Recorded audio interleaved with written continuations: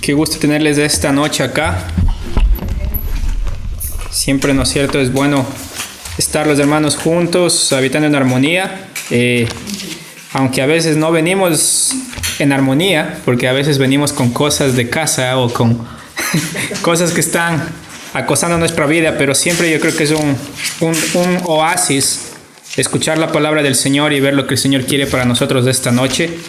Y yo creo que siempre, ¿no es cierto?, dentro de nuestros contextos, sobre todo ahora, muchas veces la palabra meditar o la palabra pensar en algunas cosas viene con un contexto más tal vez místico, el cual mucha gente quiere meditar y dice: déjame ir a las montañas por un mes solo y regreso renovado. ¿No es cierto? Déjeme ir a un lugar en el cual yo puedo estar solo, puedo pensar, puedo limpiar mi mente y voy a estar bien. Pero hay mucha gente que hace eso y a la final regresan peor de lo que se fueron, ¿no es cierto? Y la razón es porque nosotros como creyentes estamos llamados a meditar en la palabra, a pensar en la palabra, a ser desafiados por la palabra. Entonces es interesante que pensar que cuando venimos al servicio, sea el miércoles o el domingo, venimos desafiados a que la palabra de Dios realmente penetre en nosotros y destruya lo que tiene que destruir, y edifique lo que tiene que edificar, y madure lo que tiene que madurar, y exhorte, ¿no es cierto?, de la manera que tiene que exhortar. Entonces, mi oración es que esta noche la palabra de Dios, que es viva y eficaz, pueda realmente hacer eso en nuestro corazón, porque lo necesitamos, ¿no es cierto? Siempre me gusta decir a mí que si el Señor nos mantiene un día más con vida es porque todavía no ha terminado con nosotros, porque todavía tenemos espacio para crecer, para madurar. Entonces les animaría a que puedan esta noche, antes de comenzar el sermón, preguntarse qué es lo que el Señor quiere que cambie esta noche, qué es lo que el Señor quiere madurar esta noche, qué es lo que el Señor quiere trabajar en mí esta noche, y a partir de allí, ¿no es cierto?, decir: Señor, que tu palabra haga la obra. Y solamente compartirles algo. Esto me pareció muy, muy bonito. Hay una pareja a la cual va al lado de allá, de inglés, y fue interesante ver que al ser confrontados con la palabra, esto es hermoso escuchar, después de haber estado tanto tiempo juntos sin casarse, se casaron con el pastor el mismo día que vinieron a pedir consejería. Y fue interesante ver cómo, al ser confrontados con la palabra, no dijeron: mira, pastor, planeamos la boda de aquí a 2 meses, porque estaban viviendo juntos. Y fue interesante ver que estaban viviendo juntos, tenían incluso un hijo, una hija, y automáticamente dicen: hey, la palabra dice que no podemos vivir juntos si no estamos casados, y sobre todo que hemos estado durante este tiempo en pecado. Entonces, ¿cuál es la lógica de la palabra? Tienen que casarse. Pero no fue una cuestión así de inmediato en la cual dijeron: bueno, nos casamos porque no queremos la maldición de parte de Dios, sino más bien al entender realmente el matrimonio, lo que significa, dijeron: ¿cómo no querer esa bendición de parte de Dios? Y es la obra de la palabra en el corazón de la gente. O sea, esto se quiere compartir con ustedes porque es hermoso. Y el muchacho vino a Cristo, se casaron, ahora no se han perdido un domingo desde el mes de marzo, ni un miércoles. Creciendo. Sí, años. Y es hermoso ver eso, porque quiero compartir, porque quiero que vean la obra de la palabra. O sea, no es el pastor, no son los ancianos, no es un ser humano, es la palabra de Dios haciendo su trabajo en el corazón de las personas. O sea, es impresionante ver. Y esa es la razón por la que predicamos, ¿no es cierto? Porque a veces uno quisiera agarrar al hermanito, a la hermanita y torcerla ahí de tal forma que se ponga recto, pero no podemos. Es la palabra la que hace esa obra. Entonces es hermoso ver. Solamente quería compartir para que ustedes vean que el Señor está actuando en medio de la iglesia a través de la predicación de la palabra y a través del amor de los hermanos los unos a los otros. Y justamente con eso, ¿no es cierto?, pensar en Oseas capítulo 2, versículos 19 al 23. Y lo que hemos estado hablando estas 2 semanas acerca del matrimonio perfecto, ¿no es cierto?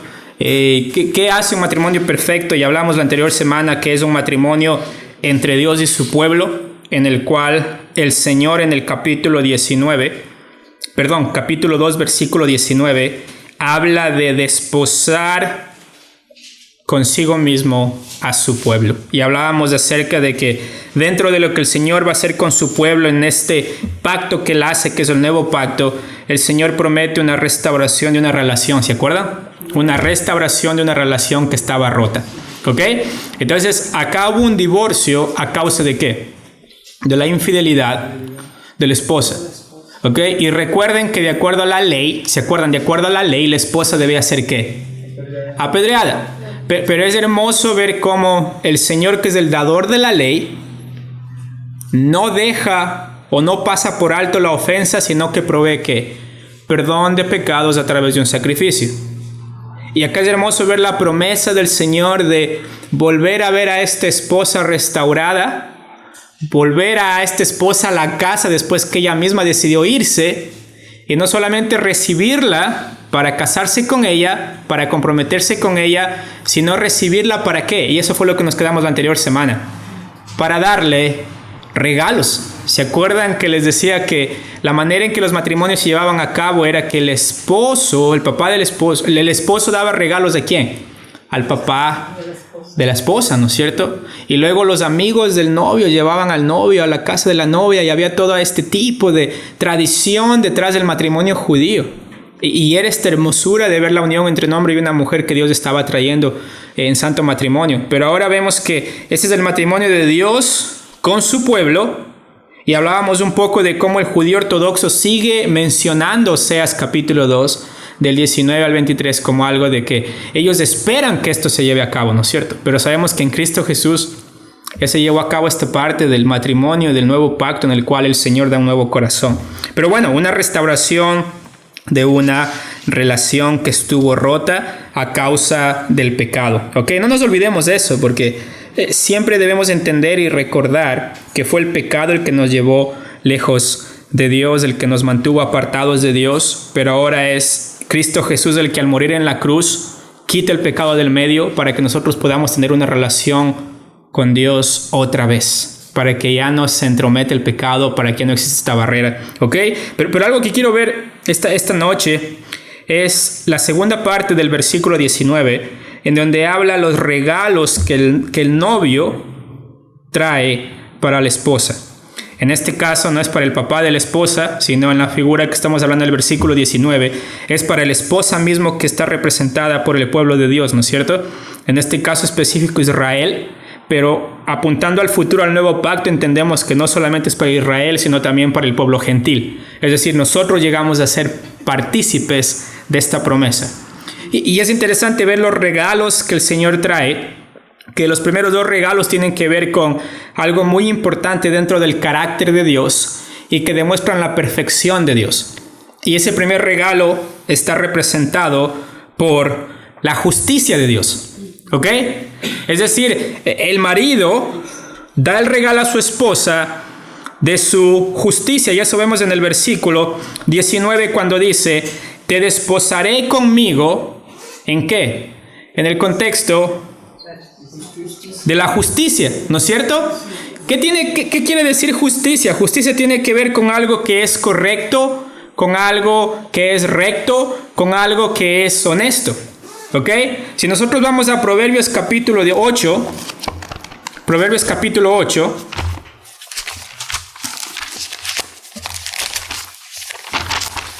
versículo 18, si alguien lo tiene, por favor, lo puede leer. Conmigo están las riquezas y el honor, la fortuna duradera y la justicia. Es interesante que está hablando acá acerca de la excelencia y la sabiduría en el capítulo 8. Y en el capítulo 18 es interesante que cuando nosotros vamos, por ejemplo, el versículo 17, comienza diciendo esto. Yo amo a los que me aman y me hallan los que temprano me buscan. Acá está hablando la sabiduría personificada. Y dice, las riquezas y la honra están conmigo, riquezas duraderas y justicia. Es decir, esto tiene que ver con el hacer el bien. Es decir, cuando ustedes se casaron, si ustedes recuerdan los que están casados, en los votos su esposo no dijo, prometo mentirte todos los días, prometo serte infiel, bueno, una vez a la semana, 2 veces a la semana, y la esposa dijo, amén, ¿cierto? Me caso contigo. No, o sea, es una locura. Pero en medio de la imperfección vemos que dentro de nuestros matrimonios existe esa parte de la justicia, del hecho de hacer lo correcto, es decir, en el amor, en la salud y en la enfermedad, o sea, hasta que la muerte nos separe. Es interesante que dentro del carácter de Dios existe esta parte en la cual Él es santo, o sea, ¿qué es lo que Dios trae en su carácter al matrimonio que tiene con su pueblo? Su justicia, su rectitud, su pureza. Es decir, esta parte es tan importante. ¿Por qué? Porque tiene que ver con la realidad de que Dios nunca nos va a mentir. Dios nunca va a ser infiel a su pueblo. Dios nunca va a decir algo hoy y va a decir algo diferente mañana. O va a caminar de una manera hoy y va a caminar de una manera diferente mañana. Es decir, Dios en su carácter es recto, es justo. Y esto es hermoso ver que ese esposo, siendo perfecto, decide comprometerse ¿con quién? Con una esposa imperfecta. Pero lo que es hermoso es que cuando hablamos de la justicia de Dios, hablamos de que el regalo de la justicia de Dios es impartida también ¿a quién? A su pueblo. ¿A través de qué? A través de Cristo Jesús. Por eso la palabra dice, justificados somos por la fe. Es decir, debemos entender que el caminar recto de Dios, que el hecho de Dios de ser perfecto en todos sus caminos, Él siendo Dios, siendo el esposo perfecto, el regalo que Él da a sus hijos es su propia justicia en Cristo Jesús. ¿Por qué? Porque saben que la esposa es imperfecta. Porque sabe que la esposa nunca va a llegar al estándar perfecto de decir, todas tus obras son buenas, por lo tanto, te amo por lo que tú haces. ¿Por qué? Porque tarde o temprano la esposa representada por el pueblo va a hacer ¿qué? Va a pecar. Entonces, ¿por qué hablamos de este compromiso hermoso del nuevo pacto específicamente en el contexto de Oseas? Que el Señor dice, te voy a traer de nuevo y me voy a comprometer contigo en justicia. ¿Por qué? Porque el amor del Padre está determinado por el amor que Él tiene ¿por quién? Por su Hijo. El Hijo es la justicia de Dios. Perfecto. Entonces, los que están en el Hijo, ¿qué sucede? Son justos.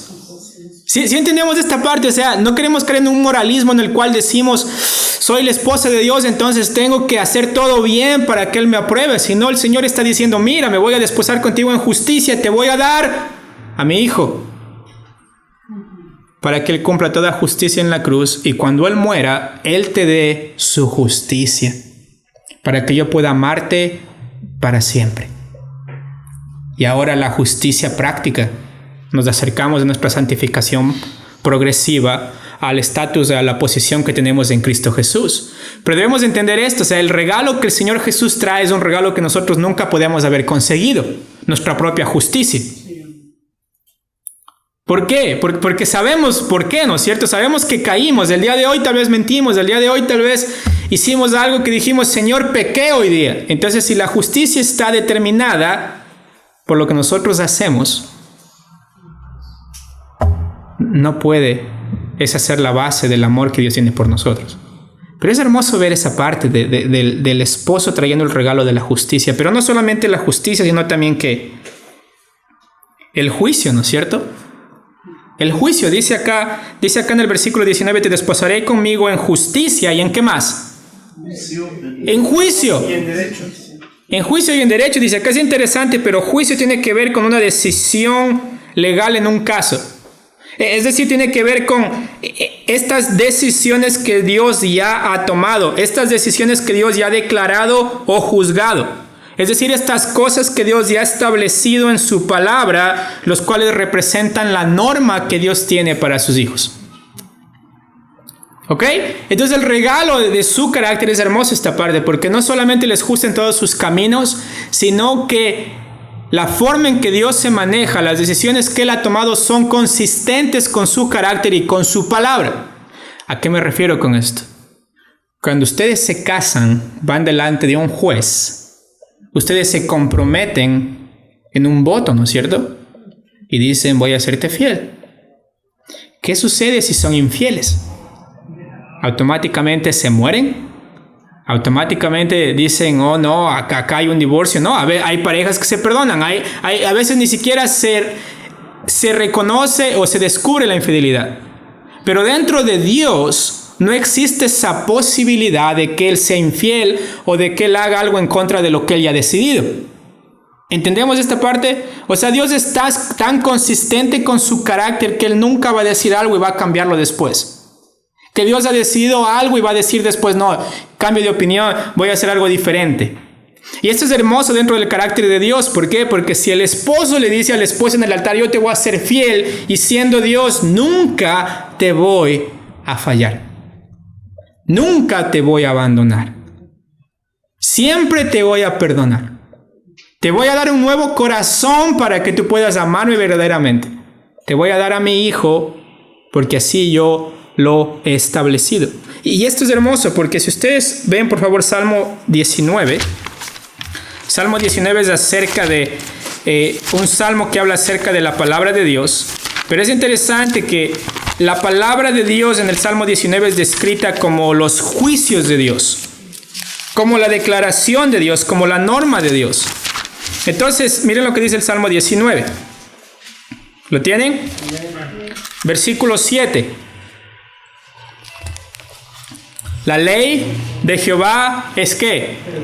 Perfecta, que convierte ¿qué? Restaura el alma, ¿no es cierto? Dice acá, el testimonio de Jehová es fiel, que hace sabio al sencillo. Los mandamientos de Jehová son ¿qué? Justos, rectos, que alegran el corazón. El precepto de Jehová es puro, que alumbra los ojos. El temor de Jehová es limpio, que permanece para siempre. Y acá se utiliza esta palabra. Lo que dice, te desposaré en juicio. Acá que dice que los juicios de Jehová son verdad, todos justos. Entonces el regalo de Dios tiene que ver con el hecho de que el Señor trae el matrimonio con su pueblo, su propia palabra, como esa garantía de que lo que Él ha dicho va a suceder y va a hacer. Si entendemos en el contexto de Oseas que el pueblo está pecando tanto que tienen que ser llevados esclavos a causa del pecado. Y luego viene una voz de esperanza que dice, te voy a sacar de la esclavitud cuando tú vengas a mí. Te voy a dar un nuevo corazón para que me ames. Te voy a traer de nuevo a la tierra de donde te saqué. ¿Por qué? Porque he decidido amarte. Y claro, uno dice, ¿quién está diciendo eso en el contexto? Porque si es una persona, ¡ay! ¿Cómo lo va a hacer? Pero si es Dios, sus juicios son verdad. Sus declaraciones son verdaderas. Él nunca va a faltar a su palabra. Entonces, mis hermanos, qué regalo mayor. Imagínense que ustedes cuando se casaron les aseguraban que su esposo nunca iba a mentir. Nunca se iba a poner enojado. Nunca les iba a hacer llorar. O sea, la esposa está buscando una lapicera y ¿dónde firmo? ¿No es cierto? Porque, o sea, este es un matrimonio perfecto. Pero no hay ser humano que pueda hacer eso. Por eso Dios es el ejemplo de esto. Y dice, ¿por qué? Porque lo que Él dice es verdad. Entendemos esta parte, sus juicios son verdad. Sus mandamientos son justos, es decir, no hay nada torcido con la palabra de Dios. Y mis hermanos, esto es lo que Dios trae como regalo en el matrimonio, que Él hace con su pueblo. Y esto es hermoso, ¿por qué? Porque luego está la tercera cosa que habla acerca de ¿qué? De la benignidad. Ok, miren lo que dice ahí. Te desposaré conmigo en justicia y te desposaré conmigo en ¿qué? Juicio y benignidad. ¿Qué significa benignidad? Misericordia y compasión. Interesante, tiene esta palabra que no utilizamos mucho que es longanimidad, que también uno dice que es longanimidad, ¿con qué se come eso? O sea, a veces yo incluso yo digo longanimidad, me suena a comida a veces, pero no son palabras que nosotros utilizamos mucho, pero estas dos palabras, tanto benignidad, tiene que ver con ternura, con compasión, con misericordia, pero también principalmente tiene que ver con lealtad. ¿Ok? Lealtad. Benignidad, lealtad. Y ahora, a veces lo traducen como misericordia, pero tiene que ver más bien con un amor que perdura. Esa es la idea de la palabra benignidad. Lealtad que perdura. O sea, entonces lo que estamos hablando acá es que el Señor es perfecto, ¿ok? No hace nada mal. Lo que Él ha dicho es perfecto. Camina recto. Pero también Él tiene un amor que perdura para siempre. En inglés hay una palabra que se utiliza también acá, que algunas traducciones lo hacen, que es long suffering. Long suffering. O sea, tiene paciencia y mucha paciencia aún en medio del sufrimiento. O sea, es hermosa esta idea porque habla de un amor que es perseverante. O sea, un amor que es leal es un amor perseverante. Un amor que es verdadero es un amor que realmente perdura aún en medio de ¿qué? De las circunstancias difíciles. Y el Señor dice, mira, cuando yo me comprometo contigo, yo soy perfecto, pero también sé que tú eres imperfecto. Si Dios no tuviera un amor que perdura, mis hermanos, hace mucho tiempo que estaríamos perdidos. Pero esa es la hermosura del matrimonio que tenemos nosotros con nuestro Señor, de ese nuevo pacto. Es decir, ¿cuántas veces el amor nuestro no se ha acabado, se ha agotado, o ha transformado, o se ha convertido en odio? ¿Cuántas veces podemos contarlo? No creo. Pero el Señor es hermoso, porque en su nuevo pacto, en lo que Él promete para su pueblo, Él dice, voy a tener benignidad hacia ti. Voy a expresarte un amor que perdura. Y si ustedes van a Salmo 106, versículo 45, miren lo hermoso que se utiliza esta palabra. Salmo 106, versículo 45. ¿Lo tienen? Salmo 106 específicamente habla de lo que el pueblo de Israel se rebeló. ¿Saben en dónde? En el desierto. ¿Ok? En el desierto. Ese es el contexto de este salmo. Y miren lo que dice el versículo 28, ¿ok? Del Salmo 106. Salmo 106, versículo 28. ¿Lo tienen? ¿Qué dice? Se unieron a sí mismo ¿a quién? A Baal Peor y comieron los sacrificios de los muertos. Provocaron la ira de Dios con sus obras y desarrolló la mortandad entre ellos. ¿Ok? Dios es justo. Castiga el pecado. Pero miren lo que dice el versículo 44. Con todo, ¿qué es lo que hacía el Señor? Él vio su angustia al escuchar su clamor. ¿Lo ven? O sea, el Señor mira su angustia cuando ellos estaban clamando. ¿Y qué dice el versículo 45? ¿Lo tienen? Se acordó de su pacto por amor. Ok, se acordaba de su pacto con ellos. ¿Cuál es el pacto? El pacto que hizo con ellos del Sinaí. El pacto que hizo con Abraham, con David. Y luego dice acá, y se arrepentía conforme a ¿qué? La grandeza de su misericordia. Exacto. Esta es la palabra que se utiliza para benignidad. La muchedumbre de sus misericordias. Es decir, si uno puede contarlas, no podría. Porque aún en medio de este pueblo rebelde, el Señor seguía mostrando misericordia. Y miren lo que dice Lamentaciones. Lamentaciones.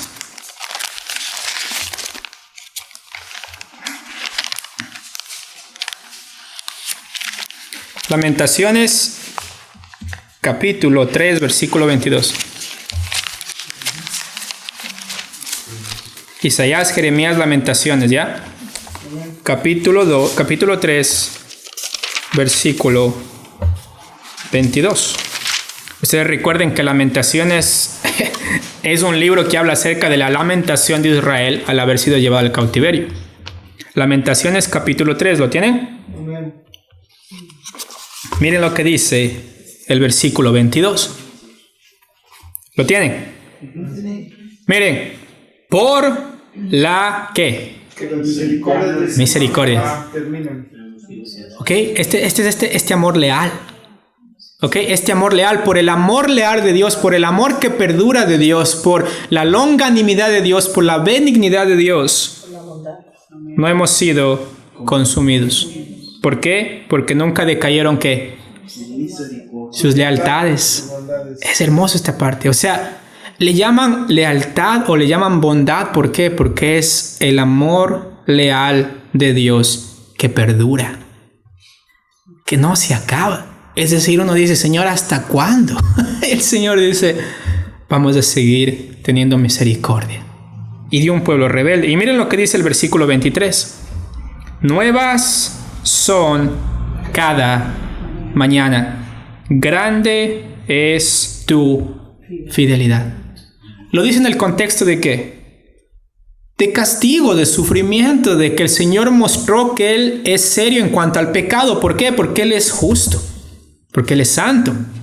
Pero dentro de esto no quiere que su pueblo diga, bueno, Dios es inalcanzable, entonces hasta aquí llegamos. No, Él quiere que, mira, Dios es justo, santo, pero Él proveyó una vía para que tú puedas, ¿qué? Disfrutar de la misericordia de Dios que perdura, esa lealtad que realmente va más allá de lo que nosotros podemos entender. Y el versículo 23 dice, nuevas son cada mañana, grande es tu fidelidad, mi porción es Jehová, dijo mi alma, por tanto, ¿qué? En Él esperaré. ¿Si ven cuál es la invitación al matrimonio de parte de Dios para su pueblo? Es, miren, yo soy leal. O sea, es interesante cómo el Señor en medio del sufrimiento más grande, Él no trata de desechar a su pueblo, sino Él dice que, ven a mí, porque has conocido los amores de los Baales, has conocido los amores de pueblos idólatras, ¿y qué sucedió con ellos? Les fue mal. Tuvieron otros esposos y les fueron infieles. ¿Y ahora qué le dice el Señor? Te voy a mostrar el contraste con un amor que es realmente leal, un amor que es realmente genuino, un amor que realmente perdura, un amor perseverante. Y miren lo que dice Deuteronomio capítulo 7. Deuteronomio capítulo 7. ¿Lo tienen? Miren lo que dice el versículo 6.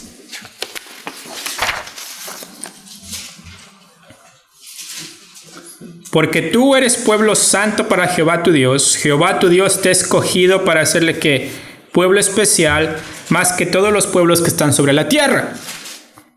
No por ser vosotros más que todos los pueblos os ha querido Jehová y os ha escogido.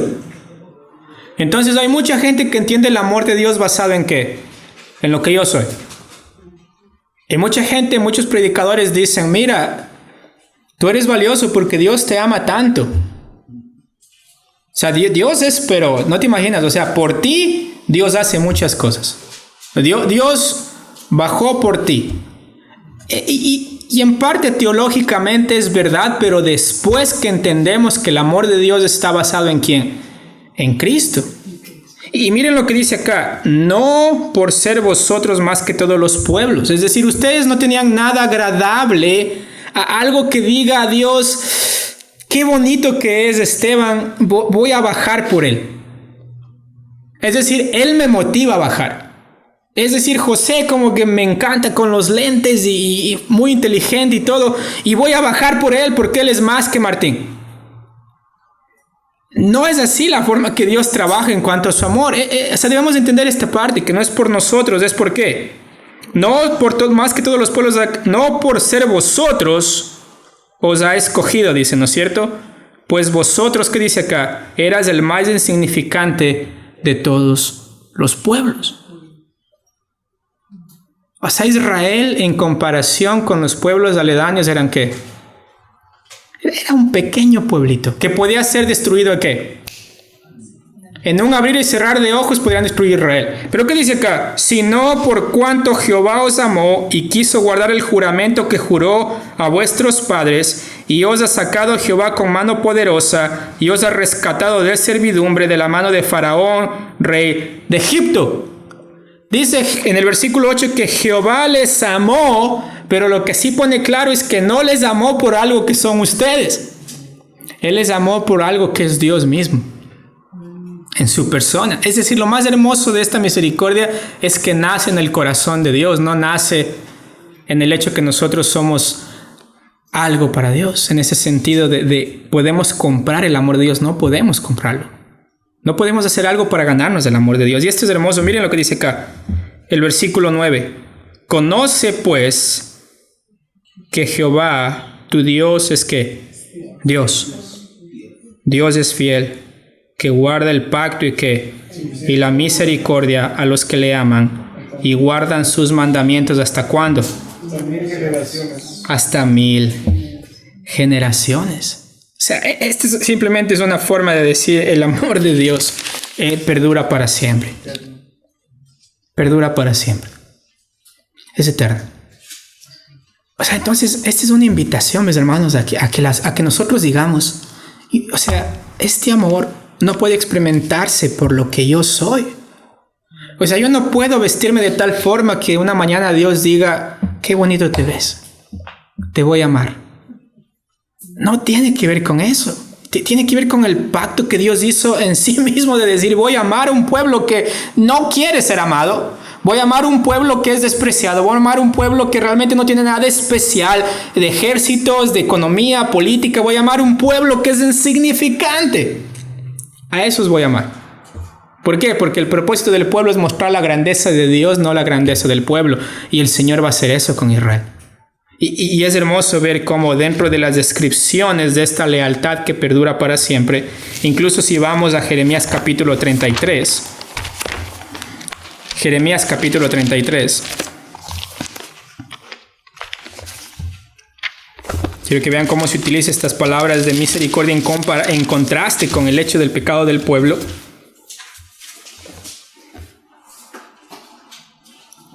Miren lo que dice acá. Esta es la restauración futura de Israel en el capítulo 33.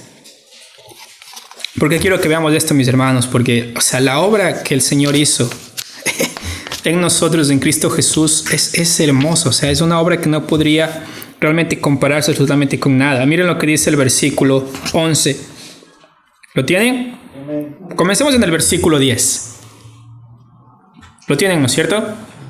Así ha dicho Jehová.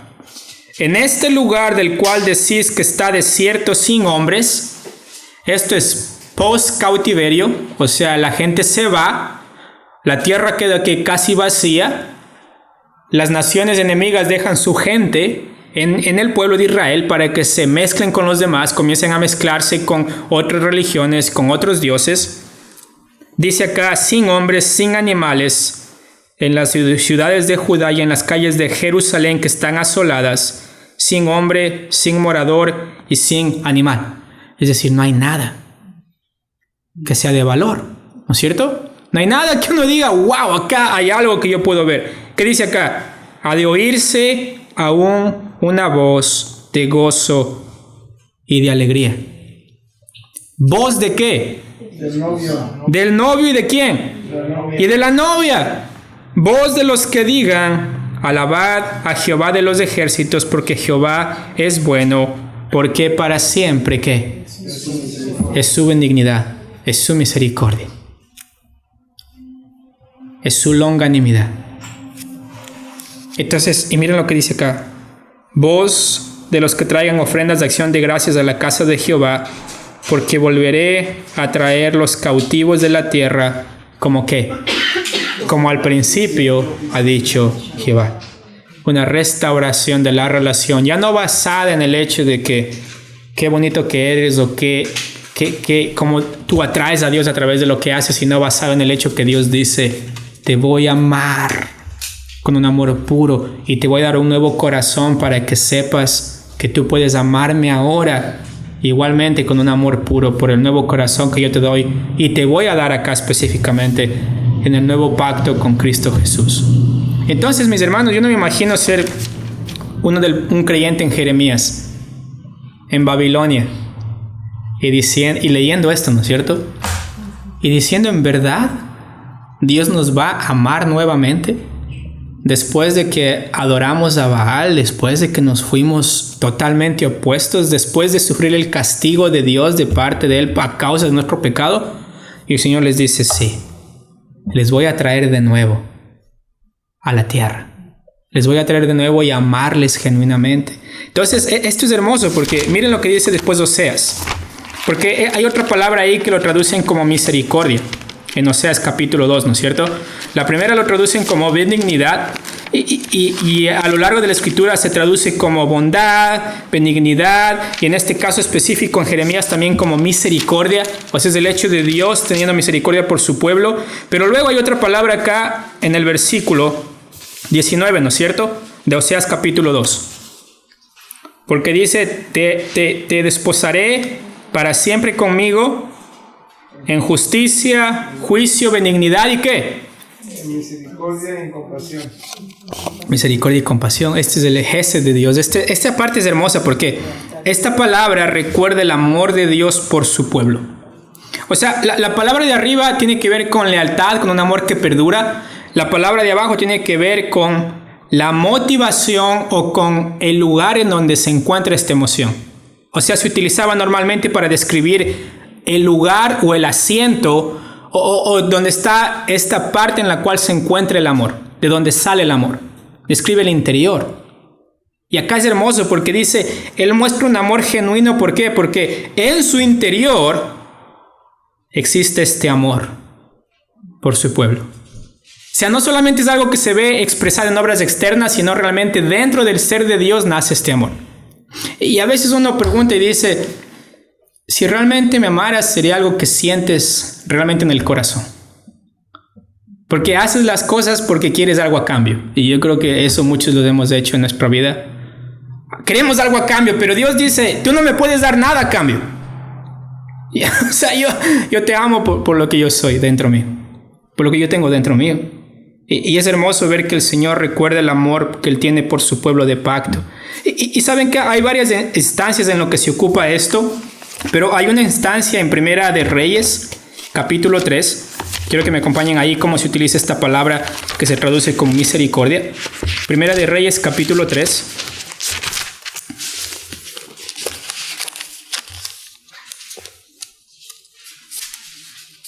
Versículo 26. Recuerda, esta historia es una historia bastante terrible acá en el libro de Reyes y acá va a demostrar la sabiduría de Salomón. Primera de Reyes, capítulo 3, versículo 26. Si ustedes recuerdan, hay dos mamás y dos niños.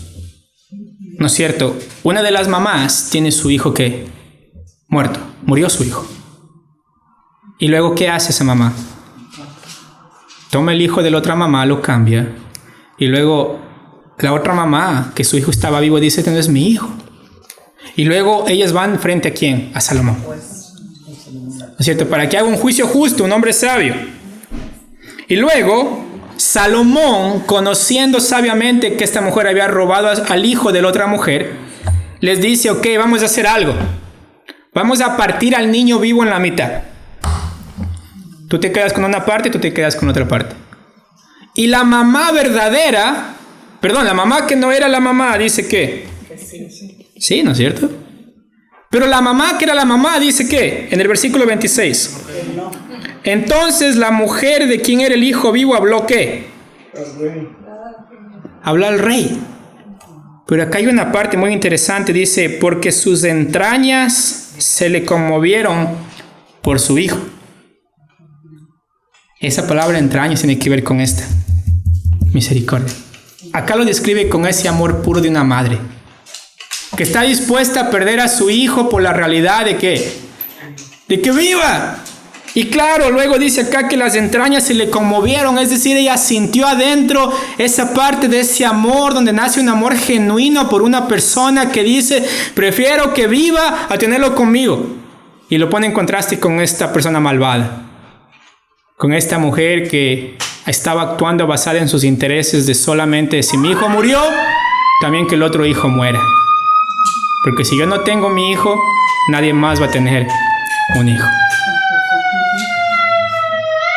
Y acá es interesante porque la mujer le dice, Señor mío, dad a esta el niño vivo y no lo matéis. Mas la otra dijo, ni a ti ni a mí, partámoslo en la mitad. Pero acá es interesante que en el contexto de este amor genuino por un hijo, dice que la mujer sintió un amor adentro de donde nace realmente un amor genuino y dijo, hey, no lo mates, dalo a esa mujer. Un amor de una madre por su hijo. Miren lo que dice Primera de Crónicas, capítulo 21.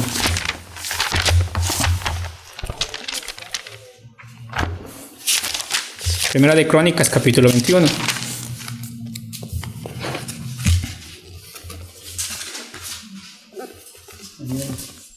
¿Lo tiene? Acá, ¿no es cierto? El rey David va a ser castigado a causa de ¿qué? Del censo que él hizo del pueblo, ¿no es cierto? Porque el pacto con Abraham era que tu descendencia será como las estrellas del cielo, la arena del mar. Es decir, no trates de contar la bendición de Dios. Esta parte es tema de otro sermón. Pero miren lo que dice el versículo 13. ¿13? 13, sí. ¿Lo tienen? Amén. Entonces David dijo a Gad: estoy en grande angustia. Ruego que yo caiga en la mano de ¿quién? Mi Señor. De mi Señor. ¿Por qué? Porque sus misericordias son muchas en extremo. Y acá es esa misma palabra que se utiliza con la mujer, que dice, en sus entrañas se le movieron. Y David dice, mira, yo prefiero ser juzgado por un Dios que ama genuinamente a caer en las manos de ¿quién? A caer en manos de hombres. ¿Por qué? Porque son egoístas. El hombre mata. Porque el hombre mata. Pero es hermoso como David dice, yo descanso en este amor genuino que nace del interior de Dios. Miren lo que dice Nehemías capítulo 9. Nehemías capítulo 9. Nehemías capítulo 9, versículo 19. Amén. Ok, por favor, si le puede leer, hermano.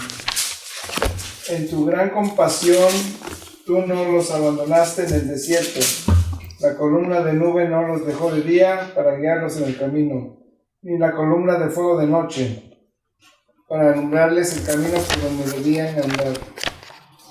Muy bien, dice, en tu gran compasión. O sea, es hermoso ver este contraste entre el entender no solamente que Dios es misericordioso, sino entender que la misericordia de Dios, el amor de Dios nace ¿en dónde, mis hermanos? En el ser mismo de Dios, en el interior de Dios. Y me encanta cómo utiliza estas palabras que a veces uno podría ver, ¿no es cierto?, esta figura de cuando, no sé si les ha pasado, pero cuando algo pasa, que ustedes tienen compasión, hasta se enferman, ¿no les ha pasado? Uno dice, o sea, uno se siente mal y se le remueve todo en el estómago. Y por eso en la antigüedad utilizaban esa palabra de entrañas para hablar de el lugar en donde realmente se producían las emociones verdaderas, donde estaba realmente el amor genuino. Y es interesante que esta misma palabra, ¿saben cuál es? Es la palabra ruama. ¿Y quién es ruama? ¿Quién era? Era una de las hijas que nació de Gomer. Y el Señor le dijo, serás lo ruama. ¿Por qué? Porque no tendré compasión de ti. Pero ahora, en la última característica del regalo que Dios trae al matrimonio, le dice, ya no vas a ser lo ruama, sino vas a ser ¿qué? Ruama. O sea, te voy a amar genuinamente, voy a tener compasión de ti. Voy a tener compasión de ti. O sea, y mis hermanos, regresando a Oseas capítulo 2, versículo 20, Oseas capítulo 2, versículo 20, vemos que dentro de estos regalos que Dios trae, es como que todos estos se resumen como en esta parte en la cual el Señor dice, mira, te voy a desposar conmigo en fidelidad. Es decir, todas estas cosas tienen que ver con la fidelidad de Dios. Todo. La misericordia, la benignidad, el juicio y la justicia. Pero es como que todo encierra en esta parte última en la cual dice, en conclusión, te desposaré en fidelidad. Voy a ser fiel al pacto que yo hice. Voy a ser fiel a esta verdad de tener misericordia de ti. Voy a ser fiel a esta verdad de ser benigno contigo. Voy a ser fiel a la verdad de que mis juicios son verdaderos. Voy a ser fiel a la verdad de que yo no miento. Yo no voy a cometer ninguna cosa errónea. No voy a cometer pecado. Y dice, voy a ser fiel a este pacto que yo estoy haciendo contigo. Y que dice acá, y conocerás a Jehová. Entonces, mis hermanos, mientras más conocemos la perfección de Dios, más nos damos cuenta de las imperfecciones nuestras, pero comenzamos a conocer más a Dios y comenzamos a enamorarnos más de Dios. ¿Por qué? Porque entendemos que Él es perfecto y nosotros no. Y entendemos que en Cristo Jesús Él me dio un nuevo corazón para que yo pueda ser declarado justo, para que yo pueda ser amado, para que yo pueda entender la lealtad de Dios en ese amor que Él tiene hacia mí. Y luego en la última parte dice, y conocerás a Jehová. Mis hermanos, ¿cuál es su deseo más grande al venir a la salvación que ustedes tienen en Cristo Jesús? ¿Se ha preguntado eso? ¿Cuál es su deseo más grande? Es decir, yo sé que queremos algo bueno en la vida, pero ¿cuál es su deseo más grande al venir a la salvación en Cristo Jesús? Porque el propósito de nosotros haber venido a Cristo Jesús y de ser transformados es que podamos conocer y deleitarnos más en nuestro Dios. Y ese es el propósito del matrimonio que nosotros tenemos con Dios, el pacto que Él hizo con nosotros. Y prácticamente, mis hermanos, como esposos y esposas, si su propósito dentro del matrimonio no es conocer más y enamorarse más de su cónyuge, o sea, no estamos viviendo la expresión misma de lo que Dios estableció en la relación de Él con su pueblo. O sea, yo voy a hacer todo esto para que puedas conocerme como realmente yo soy. Entonces, como creyentes, mis hermanos, la hermosura de venir a Cristo en salvación implica la verdad de que nosotros tenemos que conocer a Dios más como Él es y no como nos han dicho, y no como nosotros nos lo imaginamos, sino como sus juicios que son justos, sino a través de lo que Él ha escrito acerca de sí mismo. ¿Por qué? Porque es algo objetivo, es algo que podemos leer y podemos decir, oh, así es Dios. En medio de nuestras limitaciones podemos decir, así es Dios. Entonces les invito a enamorarse de Dios a través de lo que el Señor ha escrito en su palabra, pero basados no en lo que ustedes quieren que Dios sea, sino en lo que Dios ha establecido que Él es. Y esa es la razón por la cual nosotros llegamos a tener una relación con el Señor. Ese es el momento en el cual nosotros logramos entender ¿qué significa el hecho de que ahora estamos en Cristo Jesús? O sea, ¿por qué? ¿Por qué? ¿Para tener mi mejor vida ahora? No, es porque nuestra mejor vida está ¿en dónde? En conocer más a nuestro Señor, en enamorarnos más de nuestro Señor. Porque de ese enamoramiento, de esa relación, automáticamente dependen todas las cosas de nuestra vida. Entonces, mis hermanos, yo sé que a veces suena muy simplista, entre comillas, decir, hermano, yo creo que la solución para tu problema está en que conozcas más a Dios. Y la gente dice, pastor, dame algo con que trabajar. Y yo le digo, eso es lo único que te puedo dar para trabajar. Porque necesitas conocer más a Dios. En medio de tus circunstancias necesitas conocer más a Dios. En medio de tus dolores necesitas enamorarte más de Dios. En medio de tus limitaciones necesitas conocer más a Dios. Y eso no es algo que yo puedo producir, ustedes pueden producir en otra persona. Eso es algo, mis hermanos, que nosotros venimos a la palabra y decimos, Señor, tú me amaste para que aprenda más de ti. Tú me llamaste para que aprenda más de ti. Tú me salvaste para que pueda enamorarme más de ti. Entonces les animo a que esta noche, mis hermanos, a la luz de lo que el Señor hizo con el pueblo de Israel, que es el hecho de darles todos estos regalos que no se merecían para que ellos puedan volver nuevamente a la esperanza de decir, tú eres mi Dios. Tú eres mi esposo. Tú eres leal. Nosotros podamos también experimentar eso en nuestras vidas, mis hermanos. Que no nos escondamos de Dios, sino más bien que entendamos que en Cristo Jesús el camino está abierto. Y podemos recibir este amor en Cristo Jesús. Podemos experimentar el perdón en Cristo Jesús. Podemos realmente experimentar un amor verdadero, no como el que le da a su marido y su esposa, o sus hijos o sus hijas, o su jefe o su jefa, que es imperfecto, no un amor genuino. Un amor verdadero, que va a hacer que yo pueda en medio de toda circunstancia realmente reconocer, Señor, realmente tú eres bueno, porque a pesar de todo, aún me sigues amando. Amén.